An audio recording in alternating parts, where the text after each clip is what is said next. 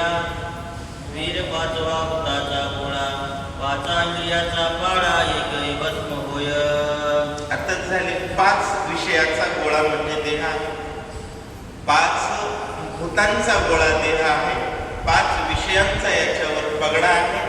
पंच अधिष्ठान जरी एकत्र आले, त्यांचं वर्णन आता पुढच्या ओळीत येईल, तर पंचभूतांचं अधिष्ठान आणि पंच विषयांचा प्रभाव देहातून निघून जातो आणि देह त्या जगन्नाथाशी एकरूप होतो असा भाव व्यक्त करतायत. हे पाचांचा विषयांची विशेष स्थिती एके निमिषात भस्म होती. विषय शोभे इच्छिती ज्याची पाचही मिळते एकत्र. जे 5ही मिळते एकत्र पंच विषयाचा पाळा आहे देहावर, पण निघून जातो. कधी विषयी शोभे चित्शक्ती, विषयात जर चित्शक्तीची जागृती आली तर विषय सुखी होतात, कारण विषय तो त्यांचा झाला नारायण. 5व्या अध्यायात विषय येणार आहे. दृष्टी विषय समस्त रामरूपे देखत भरत, याला म्हणतात विषयी शोभेची शक्ती. श्रवणी शब्द ऐकताची जाण, शब्दार्थ श्रीराम आपण याला म्हणावं विषयी शोभे चित्शक्ती. आणि विषयात जर चित्शक्तीचा प्राबल्य वाढलं तर विषय राम अनुभवण्याचा आधार बनतात, विषय राम अनुभवण्याचं माध्यम बनतात. होय, स्वामी विवेकानंदांनी सांगितलं की लोकांना अंधारात भूत दिसतं ना आम्हाला देव दिसतो. कारण सर्व ठिकाणी देव दिसणं हे विषयात चित्शक्तीच्या स्वरूपाचं लक्षण आहे आणि ती निर्माण होते जर पंच एकत्र आले तर. ते कोण आहे ऐका. विचारते जाण ते सौम्य ते पंचप्राण जळण जाणून आपण निश्चिल जाण होत. होय, वाऱ्याचा विषय आहे चंचलत्व, हा वाऱ्याचा मूळ विषय. पण ते जरी एकत्र आले, इतस्तता विचरती प्राण, ते एकत्र आले तर शरीरावरती नियंत्रण करतात आणि एक देह चालतो. अशा पद्धतीत महाराज बंधन, स्वातंत्र्य म्हणजे स्वैराचार नाही. स्वातंत्र्य हे संस्कृतीच्या बंधनाचं अनुपालन करून जर स्वातंत्र्याचा वापर केला तर राष्ट्र उत्कर्षाकडे जात. जसं वारा पंचप्राण म्हणून एकत्रित आला तर देहाचं संचालन करतो, पण जर एकत्र नाही आला तर बरोबर आहे. त्याने अंतिम श्वास घेतला म्हणजे धन होतं त्याचं निधन झालं ना. त्यामुळं धनवान बनायचं असेल तर 5 एकत्र आले पाहिजे असं सांगतायत. एके अवरलिया चौघास होय पाचांचा ही एक मूस. अहंकार चित्त बुद्धी मानस सहज समरस सोय होती. अहंकार चित्त बुद्धी मानस. आता ऐका, एके आवरिल्या चौघास 6व्या अध्यायात ओवी आहे. मन बुद्धी चित्तवृत्ती अहंकाराची अहंकृती रामे मिळाली निश्चिती बाह्यस्फूर्ती विसरली.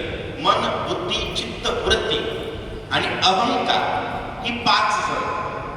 म्हणून अहंकाराची अहंकृती म्हणजे 5 जणांचं मूळ अधिष्ठान अहंकार आहे आणि त्या अहंकाराची अहंकृती जर रामाशी एकरूप असेल तर मन बुद्धी आणि चित्तवृत्ती श्रीरामाशी अनुलक्षून मार्गक्रमण करत असेल तर जीवन कल्याणाच्या दिशेला आणि जीवन कल्याणाच्या दिशेला जाण्यासाठी एकानं चौघाला आवरलं पाहिजे. ते एक म्हणजे मनाजी राजा.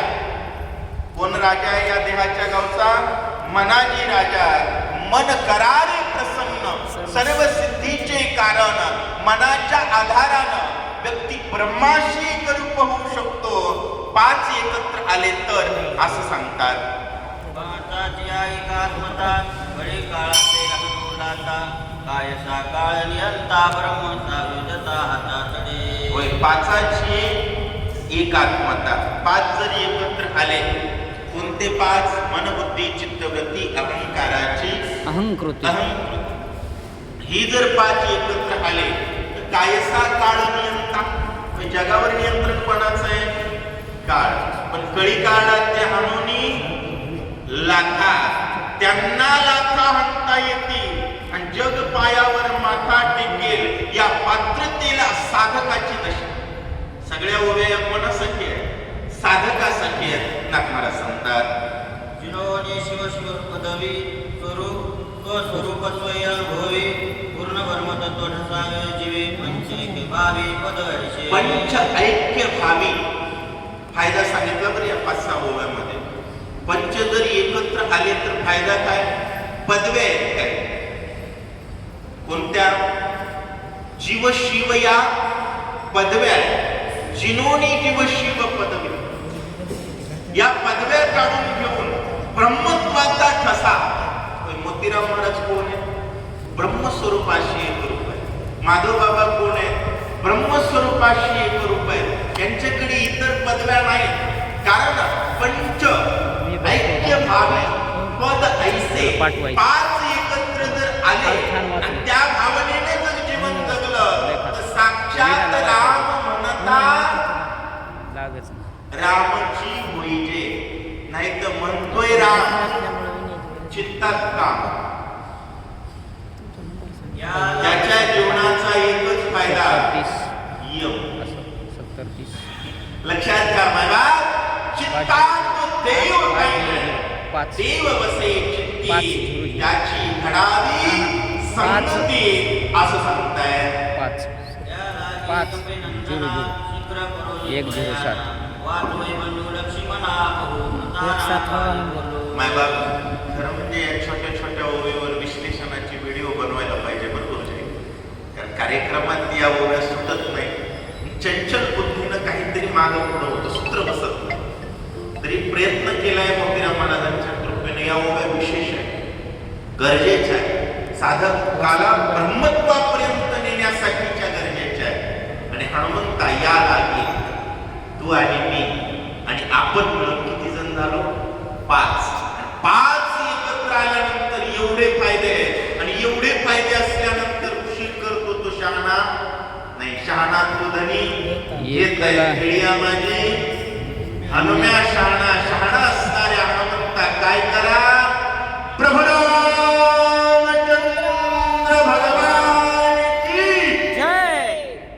ऐसे श्री रामाचे उत्तर ऐसे जे स्तुती समुद्र एक पर्यायाचे काय उत्तर बोलत.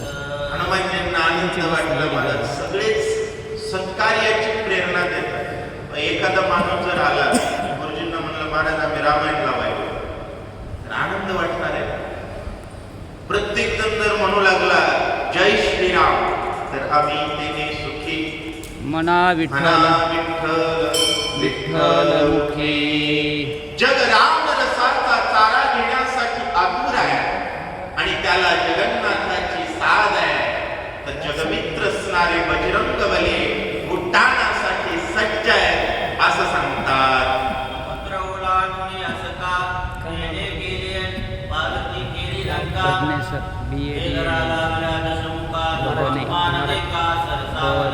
महाराज सांगतात तो उठला. कारण उठणारा कोण आहे हे महत्वाचं आहे. बरोबर आहे.